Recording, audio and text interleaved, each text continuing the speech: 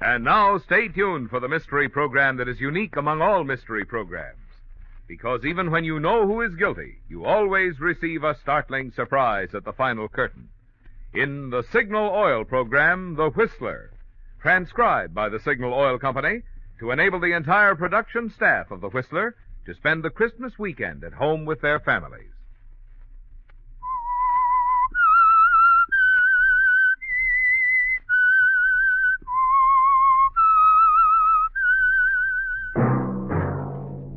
Signal, the famous Go Farther gasoline, invite you to sit back and enjoy another strange story by The Whistler.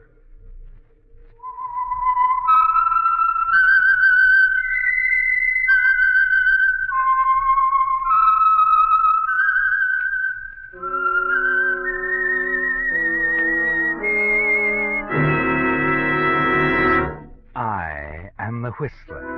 And I know many things, for I walk by night. I know many strange tales, hidden in the hearts of men and women who have stepped into the shadows. Yes, I know the nameless terrors of which they dare not speak. And now for the Signal Oil Company, The Whistler's strange story, Christmas Gift.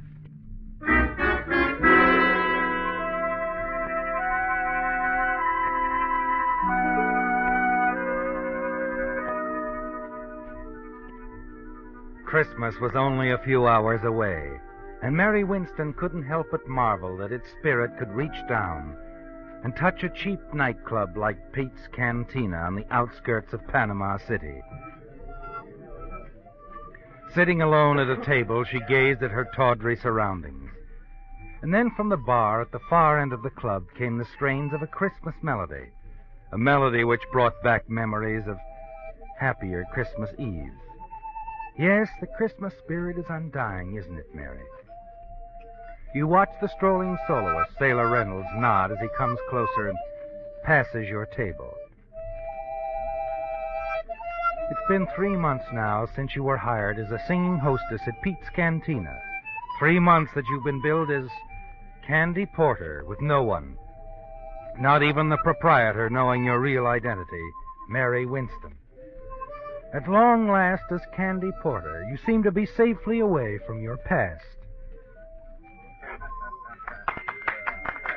Good boy, Sailor!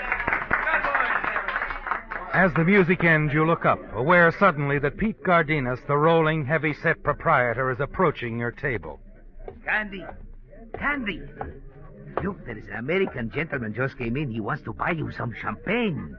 Champagne, you hear? Please, I'm not in the mood tonight. Look, kid, this looks like a big spender. If he wants to buy champagne... All right. You turn and see the tall, heavy-set American approach, and suddenly you become tense. After a year of running away, you've learned to spot his kind in a moment, haven't you, Mary? You're certain he's a detective. And now you have to fight to remain calm as he approaches. Sit down, Mr. Fontaine. Sit down. Sure you don't mind, Miss Porter? Of course not. Thanks. In that case, I will. I'll go get the champagne. I keep him on ice. 11 years old, too. Cigarette, Mr. Fontaine? No, thanks. You don't mind if I do? Oh, no, of course not. Oh, here. Light? Thanks. Well, this is very unusual for me, spending the Christmas season so far away from home. Mm-hmm. How come? Business. Important business. Couldn't it wait? No. This business means a lot to the people I work for. Here she is, the bubble water. From Marseille, 13 years old. You said 11. That was from Le Havre. This is even better. Now I put him back in the ice. If you want some more, just call Pete. I've got more just like it. Well, I guess it's a few hours early to say Merry Christmas, Miss Porter. So I guess I'd better just say good luck, huh? Thanks. And here's hoping you find whatever you came here for. Oh, I've already found what I came for. You see, I came for you, Mary Winston.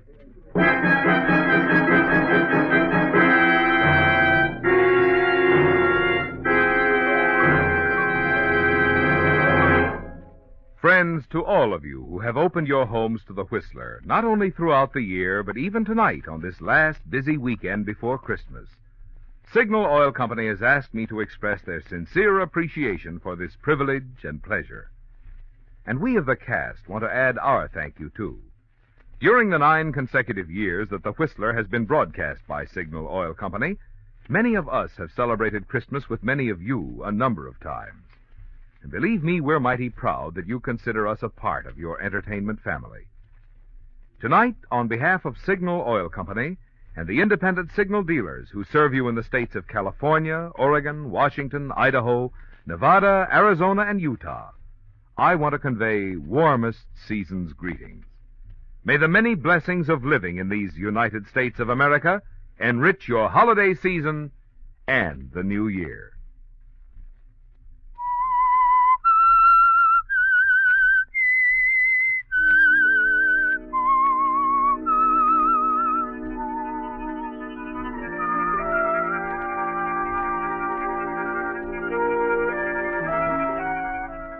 It's ironic, isn't it, Mary? A sorry Christmas gift after all the months of hiding, running from one town and then another, using a different name in each place, but never your own, Mary Winston. These past 3 months you've been known as Candy Porter, singing hostess in Pete's Cantina here in Panama City. And now this detective sitting across from you has called you by your real name, Mary Winston. And you can't run, can you, Mary? Facing Fontaine, you decide there's only one move you can make. That you've only one card left. But if you play it wisely, carefully, it might prove to be an ace. You say you came here after me, Mr. Fontaine? Mm-hmm. I don't know what you mean. I think you do. And if I were you, I'd be ready to leave for Los Angeles in the morning, Miss Winston. Like the billing says, my name is Candy Porter. I know what the billing says. I know what it said in Brooklyn when you were billed as Doris Trent. In Denver when you were billed as Gladys James. But when you took a powder out of Los Angeles a year ago, you were Mary Winston. You know, it's strange you're mentioning Mary Winston. I was even thinking about her when you came in. A lot of other people have mistaken me for Mary Winston. We could have passed for twin sisters. She was my best friend. I could tell you a lot about her if you feel like listening. Sure. I'll listen. Go ahead and talk if it'll make you feel any better. We can't get away until tomorrow morning anyway. The more you tell now, the less you'll have to tell later. Thanks. You see, Mr. Fontaine, Mary Winston was just a good kid who got a bad break.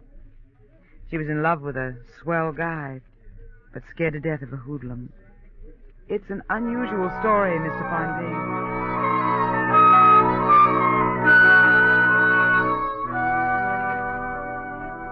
It was an unusual story, wasn't it, Mary? It began a year ago at a Christmas party given by your employers, the Southwestern Manufacturing Company, in the pink room of the swank Wilchester Hotel. And you were the hit of the evening. You sang 3 songs and went over big. Your friends from the office hadn't known of your talent, but they all agreed you were fine, and when the party was over, you were feeling good. So good you decided to drop into the hotel cocktail lounge, make a phone call or two, and have a nightcap by yourself before going home. When you finished your phoning, you walked to a vacant stool at the bar. Scotch and soda. Make mine the same, Bill. Gotcha. I heard you sing tonight. You were terrific. Thanks. What's the matter? Did he stand you up? Who? The guy you were just talking to on the phone. No. I guess he didn't stand you up. Didn't he? He's on his way here right now. Lucky guy. Here you are, folks. Take it out of here, Bill. $1.80 out of 10. Well, now look here, Mr. Oh, take it easy. It's practically Christmas. What's the harm in my buying you one drink? Like I said, I liked your voice, Here's Miss your Winston. change. Thank you, Bill. You a detective or a mind reader? Oh, you mean your name? Mm-hmm. It wasn't any trick to find that out. I just asked one of the boys I saw dancing with you. My name's Joe Collins. I see you've never heard of me. Should I have? Oh, now I get it. You're a professional talent scout and want to get me into the movies. Nope. I'm a gambler. Disapproved? Why? Live and let live's my motto, and that's exactly what I'm going to do right now. What?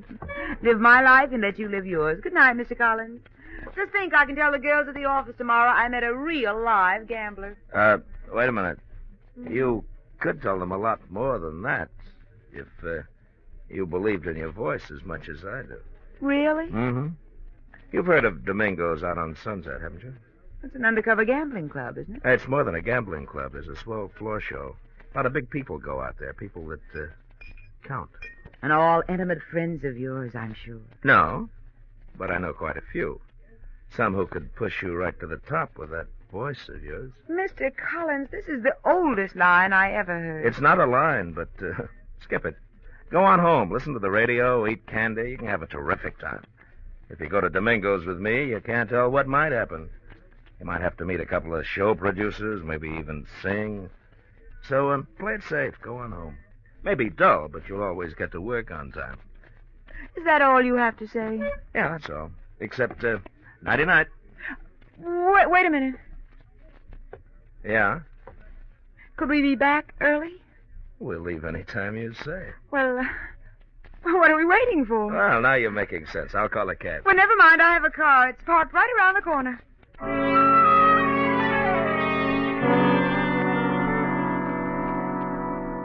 Joe Collins used just the right approach, didn't he, Mary?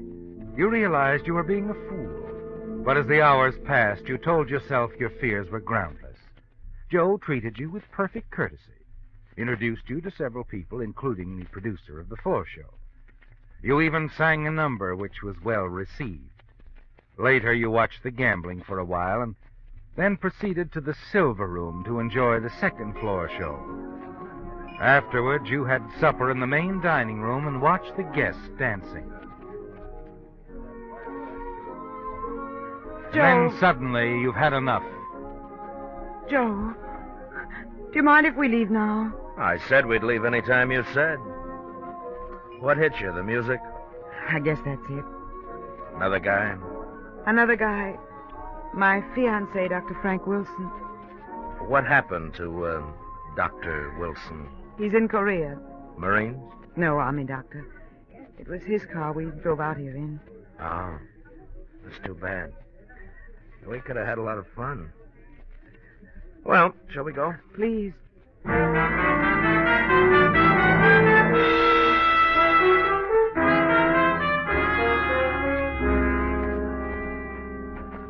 Hop in, unless you want me to drive. No, I'll drive. Good. We'll probably be safer that way.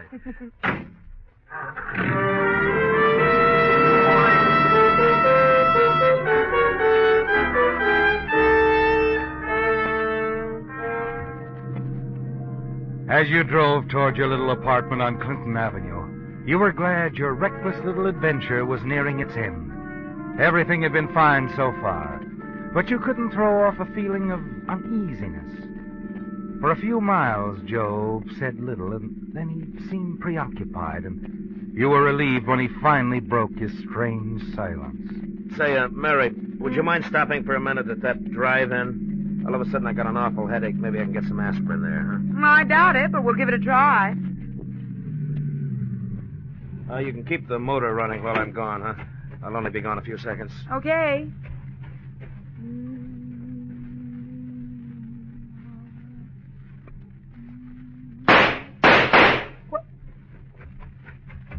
Joe! Get going. Joe, you shot him! I said get going fast. There's a gun in your ribs, baby. You just saw what happened to one guy that crossed me.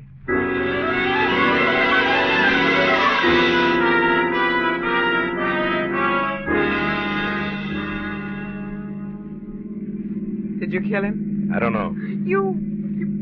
Oh, why was I such a fool? Turn right at the next corner. A car's been tailing us for the last 5 minutes. I'm glad. I hope it's a prowl car. It'll save me the trouble of phoning the police. I said turn. Yeah, he didn't turn, baby. You know, you shouldn't have said what you did about phoning the cops. Nobody but me and you knows about that drive-in job. You just better pull over and park. We got a couple of things to talk over. I said pull over. Okay. Please, Joe. Joe, don't kill me. I know you can do it easy, but I'll never tell about tonight. That's the way you feel now. An hour from now, you'll feel different. Oh, no, I won't. On my word of honor. I'll make a deal with you, Joe. I'll trade you my silence for my life. I swear I won't talk about it ever. You sound like you really mean that. Oh, I do mean it, Joe. I swear it. I swear it. You're swearing, huh? Yes, Joe. I swear it. Well, I'm not being very smart, but I'm going to take a chance. You drove the getaway car, so I guess that makes us partners anyway. Yeah. You know, partner, we ought to have a lot of fun together. Now, how about dropping me off at my place, huh? Tell me where to go. Live about 6 blocks from here. Just turn to the right at the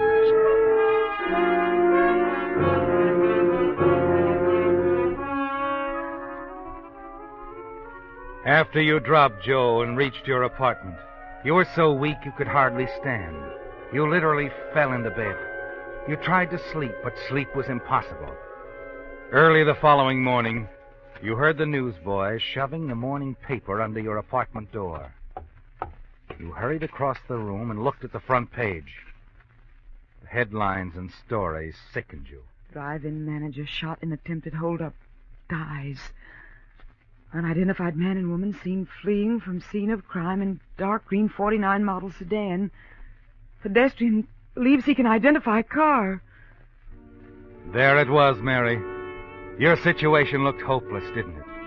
You felt you must keep your word to Joe Collins, but you knew you must never see him again.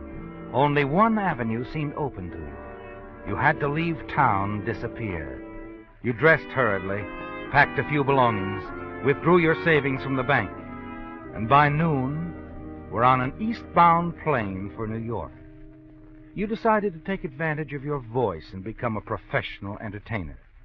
The first few weeks you auditioned almost daily with negative results. But finally, after 3 months, you were singing at the Golden Lion, a prosperous little nightclub in Brooklyn, New York. After a shaky start, you became a featured performer under the name of Doris Trent.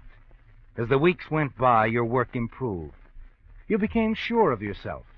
And one night you noticed Vern Shields, famous musical comedy producer, in the audience. His presence seemed to inspire you, and you went over better than ever. Afterwards, in your dressing room, you wondered what he thought of your voice. You were certain that your visitor was Vern Shields. Weren't you, Mary? Come in. Well, long time no see, Miss Trent. Doris Trent, it says on the program. Joe. I'm surprised you recognized me. I thought you'd forgotten me. All right, Joe, you found me. Now, what's on your mind? You double-crossed me, baby. Well, you're crazy.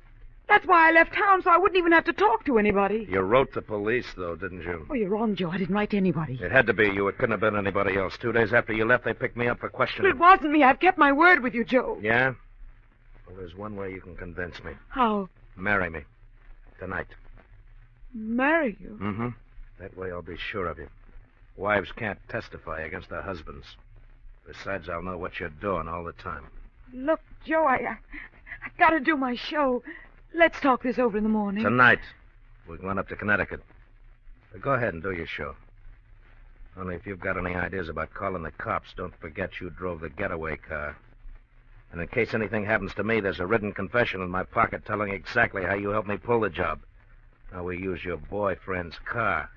How you kept the motor running waiting for me. You've thought of everything, haven't you? Everything, so don't try anything. Now go ahead and do your show. I'll wait for you here. You started down the hallway, turned toward the powder room off stage. Suddenly you realized what a fool you'd been. But you made up your mind not to keep on being a fool, didn't you, Mary? Not with that wall telephone just 5 steps ahead of you. Operator, get me police headquarters and hurry. Better hang up quick, baby. I mean, quick. I had a hunch you'd try to double-cross me. Now I know for sure who wrote that note to the cops. I didn't, Joe. Honest, I didn't. You just tried to call him, didn't you? All of a sudden, I've lost interest in getting married. We're just going to take a little ride. Now, come on, baby. No, Joe, I'm not moving a foot. Not an inch. Come You on. let go of my arm. Hey, what's going on here? Something wrong, Doris? Is this guy bothering you? Yes, he is. He wants to date me. Tell him to leave, will you, Eddie? Well, maybe I better take him into the office and call the cops. No thanks, Eddie. There is no need for that. He's just another wolf. Tell him to leave. That's good enough. You heard what the lady said, Bob? Start traveling. Okay, Pop, anything you say. I'll see the lady later. I'll be parked right across the street, Miss Trent. You should have let me call the cops. I would have, if he hadn't had you covered with a gun. Oh, I see. Gee, thanks, kid. I guess you saved my life. Skip it. Look, Eddie, I gotta get out of town, and fast. After what you just did for me, getting you out of town is a cinch. Grab some clothes while I phone my wife. I'm bringing you home. We'll go out the rear entrance. My car's on a lot next door. Tomorrow I'll call a friend of mine in Denver. He'll put you to work right away. You better change your name, though. That'll be easy. I'm getting used to it.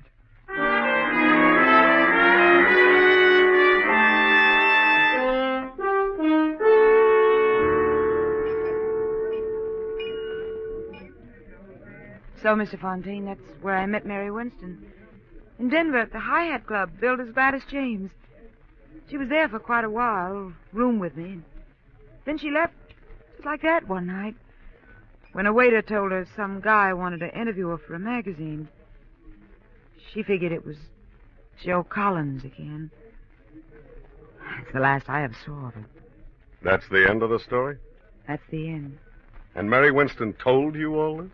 Well, we were close friends. I'll say you were. You don't believe me, do you?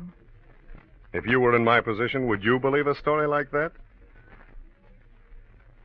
No, I don't suppose I would.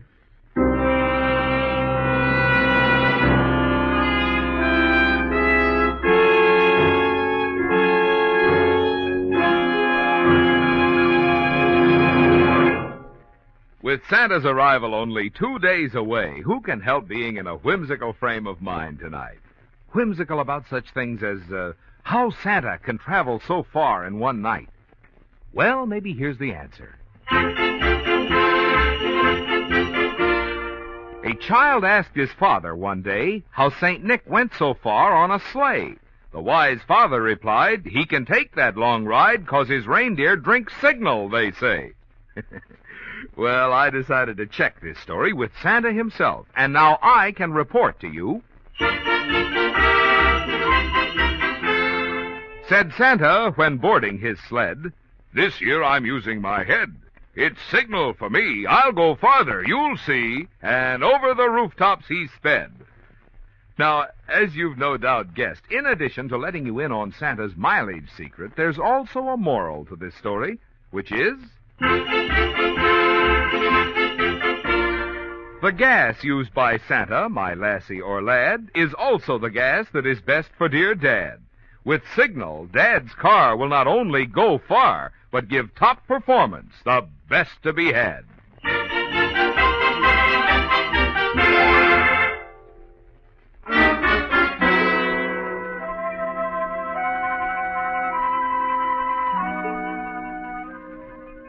Well, Mary, it looks as though you've lost, doesn't it? That your show wasn't good enough. The man across the table, the detective you're certain has come to take you back to Los Angeles, to stand trial for a murder you had nothing to do with, doesn't believe you. You're certain, too, that the jury in Los Angeles won't believe you, not after you're running away. Your phony names, your present surroundings. You're sure Joe Collins has been captured, that the authorities have read his confession, that he's trumped your last card, ruined forever your hopes of eventual reunion with the man you still love, Dr. Frank Wilson. Yes, Mary, it looks as though you've lost, but you're going to play the game through to the end anyhow. White Christmas. If Sailor Reynolds knew what that song did to you, the memories it brings back, he'd play something else, wouldn't he, Mary? As Fontaine gazes into space and drums his fingers silently on the table, you watch him closely, await his next words. How long did you say you'd been here? I didn't say, but I got here about 3 months ago. You like it here? No. That's what I figured. Look, Miss... Cigarette, Mr. Fontaine? Yeah, thanks. Light? Mm-hmm.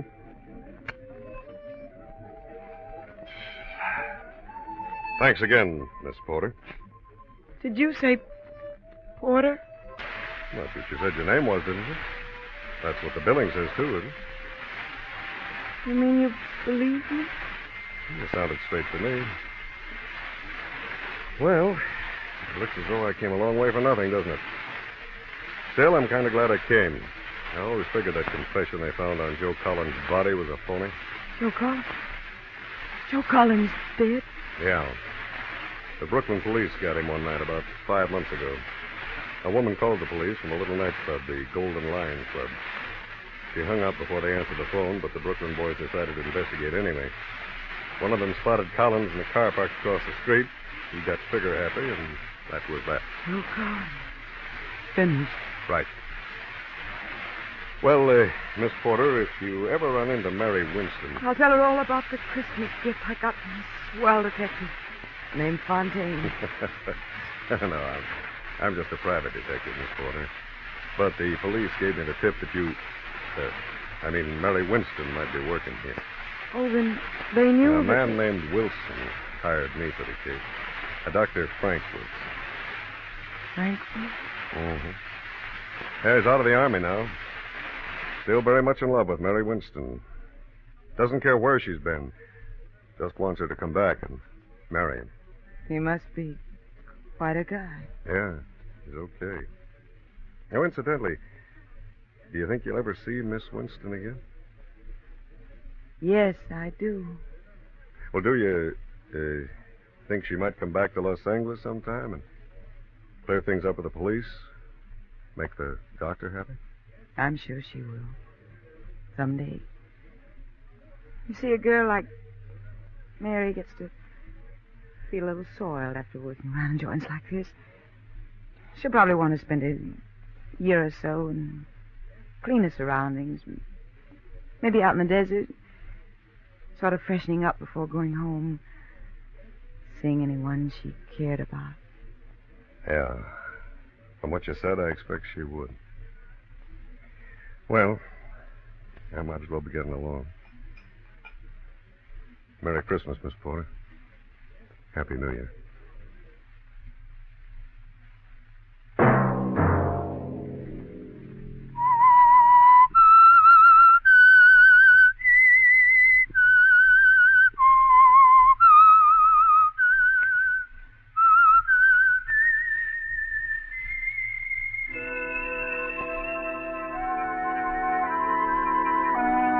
Let that whistle be your signal for the Signal Oil program, The Whistler, each Sunday night at this same time. Signal Oil Company has asked me to remind you, there's an easy way we can all help to make this holiday season happier for ourselves and others. Drive at sensible speeds, be courteous, and obey traffic regulations. It may save a life, possibly your own.